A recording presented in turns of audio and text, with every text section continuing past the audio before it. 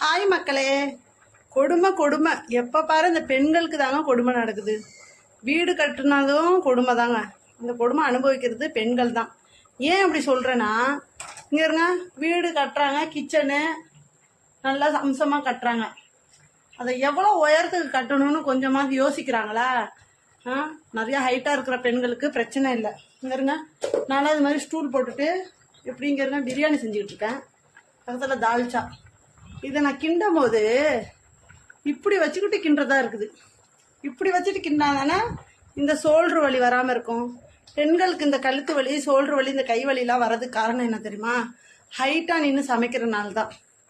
ஹைட்டாக இருக்கிறவங்களுக்கு பிரச்சனை இல்லை. என்ன மாதிரி குள்ளமாக இருக்கிறவங்களாம் கொஞ்சம் யோசிச்சு பாருங்கள். வீடு கட்டினீங்கன்னா பிளான் பண்ணி கிச்சனை கொஞ்சம் இறக்கமாக கட்டுருங்க. இந்த சமைக்கிற இடம் மட்டுமாவது கொஞ்சம் இறக்கமாக தயவு செய்து கட்டுங்க.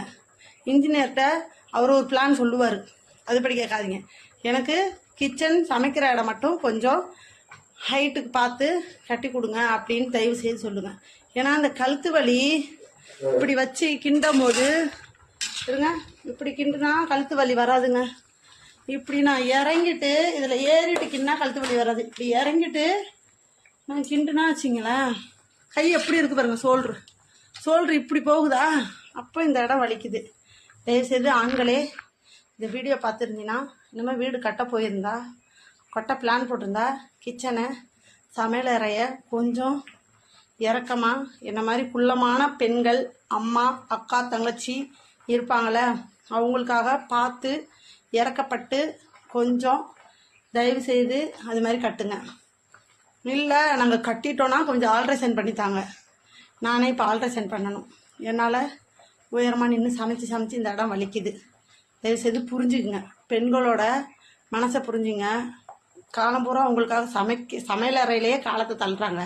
அந்த சமையல் அறையை அவங்களுக்கு பிடிச்ச மாதிரி தயவுசெய்து மாற்றி அமைச்சு கொடுங்க, கட்டி கொடுங்க. நான் சொல்கிறது கரெக்டு தானே?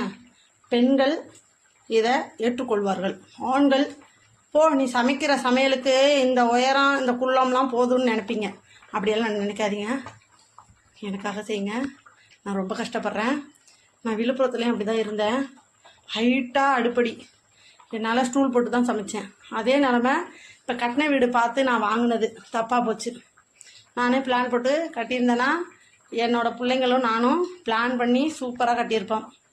எதுவும் எங்கள் தலையெழுத்து. லோனில் வீடு வாங்கலான்னு நினச்சது தப்பு தான்.